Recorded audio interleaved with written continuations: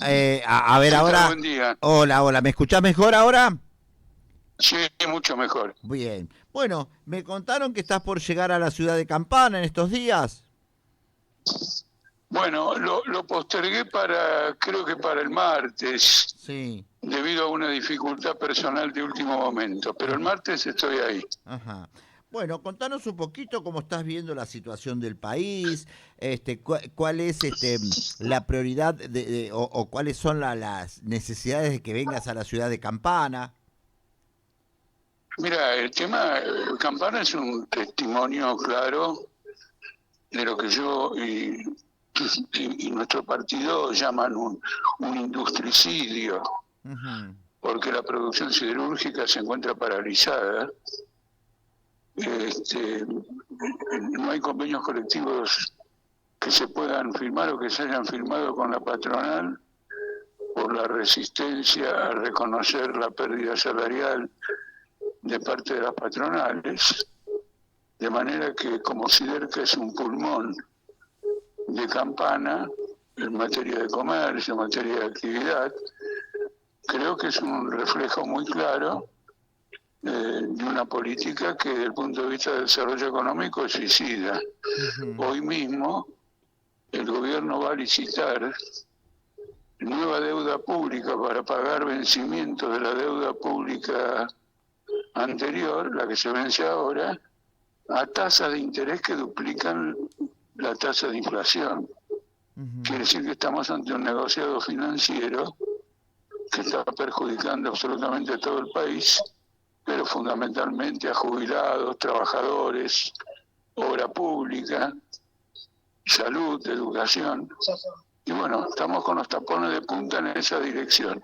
En cuanto al gobierno de la provincia, debo decir que sigue a la letra la política nacional, por lo menos en lo que tiene que ver con los salarios, como se demuestra en el caso de los docentes, bueno, que acaba de firmar la burocracia que apoya a Kicillof, acaba de firmar un acuerdo que prácticamente desvaloriza nuevamente el salario docente y acrecienta los ítems que no aportan a la jubilación porque son ítems no remunerativos, o sea que es un salario negro. Ujú, Este es el panorama que ujú. planteamos nosotros. Es urgente que el salario mínimo llegue a los 2 millones de pesos, que es el costo de la canasta familiar, lo mismo proporcionalmente para los jubilados, y un plan de obras públicas que realmente reanime todo el proceso industrial y termine con una ola de desempleo que está creciendo a pasos cada vez mayores con el paso del tiempo. Ahora, Jorge, vos sabés que el Estado desde hace muchísimos años es el primero que incumple con la ley pagando en negro. Por supuesto, bueno, algún día hay que ponerle fin. Ujú, El tema, lo que lo hace quizás más urgente, es que de golpe el trabajador con ese pago en negro, en el pasado, cubría sus necesidades y hacía la vista gorda debido a la conducta de la burocracia sindical sobre la remuneración en negro y el perjuicio que eso provocaba a las jubilaciones. Ahora, este gobierno tiene acordado con el Fondo Monetario Internacional eh, eliminar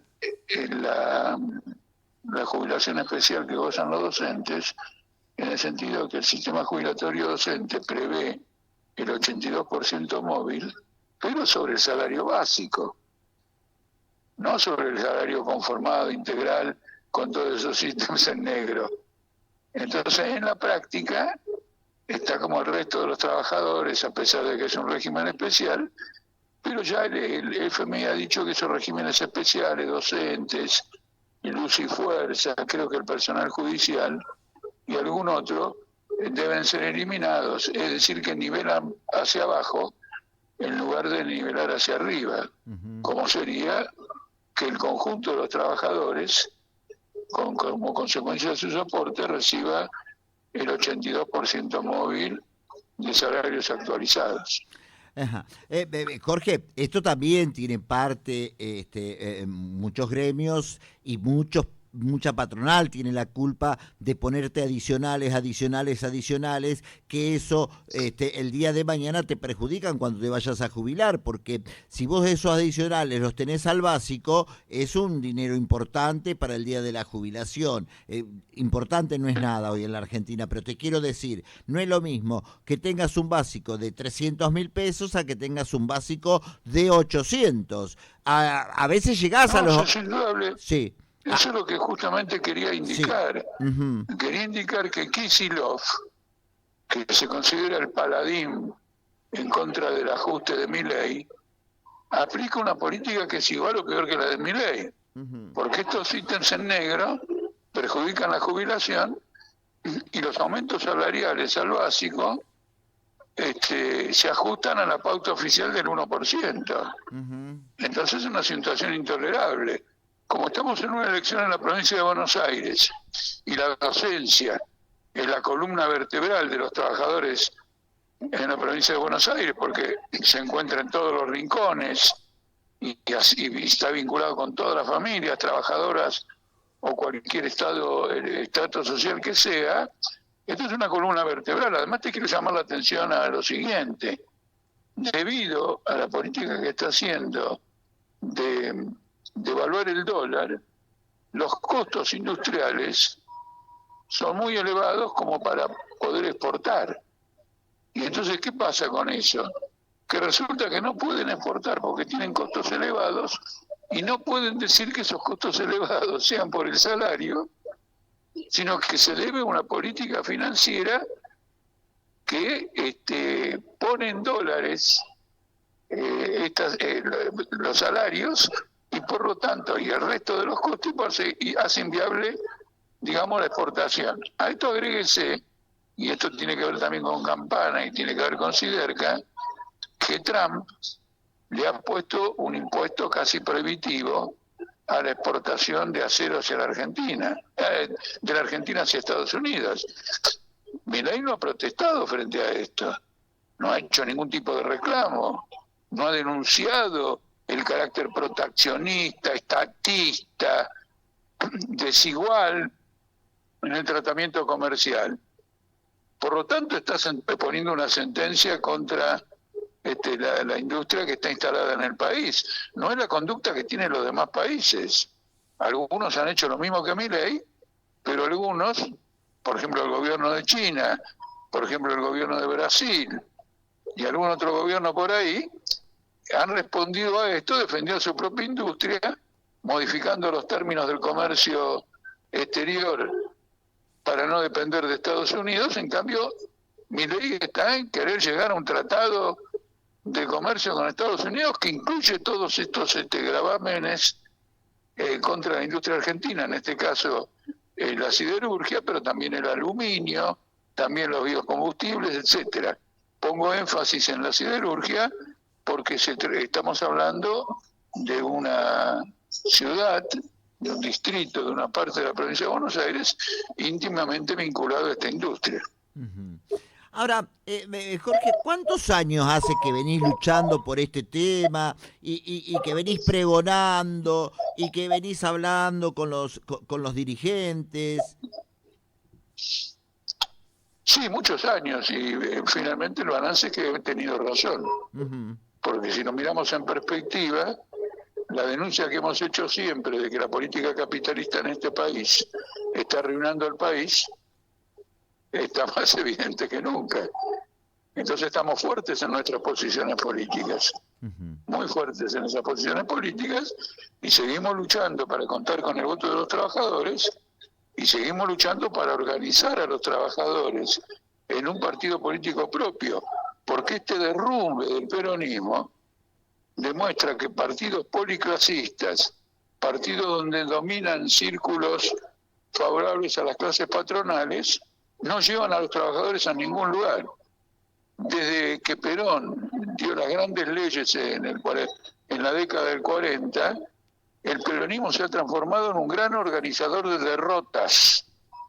Y el peronismo es el principal responsable de los sufrimientos y de los padecimientos y de la desorganización que tiene la clase obrera en este país, como lo prueba que la burocracia sindical, que es peronista, ¿no es cierto?, responde con el silencio, responde con la complicidad a los ataques que están sufriendo los trabajadores en toda la Argentina. Sí, y en todos los gobiernos, porque digamos que tenemos una CGT que se queda callada ante los avallazamientos que hay en contra de los trabajadores. Indudablemente. Fíjate una cosa muy importante. Yo considero que muchas leyes que ha votado la Cámara de Diputados en este momento son muy limitadas, no satisfacen auténticamente a los trabajadores, pero aunque sean una limosna, representan alguna cuestión. Por ejemplo, mantener el apoyo al Garrahan, hacer un ajuste muy limitado a las jubilaciones, un ajuste muy limitado al presupuesto universitario, y aún con esas limitaciones, el gobierno lo quiere vetar. Entonces, desde Política Obrera, desde nuestra lista, nosotros estamos reclamando un paro de la CGT para que haga valer lo que votó la Cámara de Diputados, lo haga valer en el Senado, y por medio de un paro derrote los vetos de Milei. Es decir, no somos maximalistas, tenemos gran diferencia con lo que se votó, pero algo significa, y porque algo significa, Milei lo quiere vetar, y en el Senado están ahora buscando que no sea aprobado. Entonces, ¿qué decimos nosotros? La CGT tiene que hacer un paro general y decir, no, han votado esto, llévenlo adelante, no alcanza, pero no podemos permitir que aquello que todavía no alcanza, encima quede prohibido. Y hagamos un paro, eso es fundamental. Así que los planteos que tenemos son claros, y la trayectoria política que tenemos demuestra que no estamos cameleando en una campaña electoral. Es decir, no, estos tipos dicen esto porque ahora hay que votar y cosas por el estilo. Este reconocimiento que me estás haciendo de la trayectoria, lo verá que ha sido una posición que hemos sostenido firmemente, inclusive cuando hemos sido diputados. Vos no te olvides que yo, como legislador en la ciudad de Buenos Aires, logré algo que era imposible, que fue la reducción de la jornada laboral en el subte por trabajo insalubre, sin que se tocara el salario. Así que tenemos una trayectoria consecuente, y nuestro pasado, en lugar de condenarnos, nos jerarquiza. Jorge, bien, contame un poquito entonces. Sí. La llegada tuya va a ser el martes que viene a la ciudad de Campana. ¿A qué hora? ¿Qué tareas van a realizar? Yo quiero ir muy temprano. Sí. Porque realmente quisiera que los medios de Campana contribuyan a la difusión de nuestras ideas. Estamos presentes con la candidatura de Pablo Busch al Senado de la provincia, y bueno, voy a Campana porque considero que ese distrito industrial, más que ningún otro, debe apoyar a una corriente que se identifica con los intereses de la clase obrera. Uh-huh. Ahora quiero explicar los motivos, incluso quiero discutirlos. Uh-huh. Luego por la tarde asistiré a algún programa televisivo, y ahí creo que hay programas televisivos, y luego a la tardecita, apenas anochezca, voy a tener una charla. Así que voy a tener una jornada muy amplia en Campana, como la he tenido siempre. Siempre la he tenido porque yo considero que es un compromiso importante, un distrito donde la organización obrera juega un papel tan fundamental. Pues fíjate una cosa, te lo digo, para que veas lo que... Furlan, el actual secretario de Lobo, viene de Campana. Y sin embargo, viejos no tienen convenio colectivo de trabajo hace un montón de tiempo. No ha podido llevar adelante y no ha querido llevar adelante ninguna lucha consecuente por defender el salario de los siderúrgicos, porque los siderúrgicos son una rama del convenio y los metalúrgicos que no representan a la siderurgia son otra rama. No ha podido defenderlos. Y yo voy a atacar esta posición, porque finalmente los sindicatos se organizaron en la historia del mundo, no de Argentina, del mundo, para defender los intereses mínimos de la clase obrera. Y estos cobran sus salarios, algunos se hacen elegir diputados y le dan la espalda a la clase obrera. La clase obrera se tiene que rebelar contra esto, tiene que salir de la celda que le impone la burocracia sindical y tiene que construir sindicatos independientes y también un partido político de masas de la propia clase obrera. Uh-huh. Jorge, vos sabés que a mí me da placer, ya has venido varias veces a esta radio, espero por ahí si el martes tenemos tiempo o te acerques o te llamamos por teléfono. Es un placer escucharte, es un placer yo tengo todas las grabaciones, que siempre es manifestar lo mismo y no sos como los políticos que viste que te van cambiando el discurso según el tiempo, ¿no? Bueno, te agradezco mucho, ese reconocimiento es importante.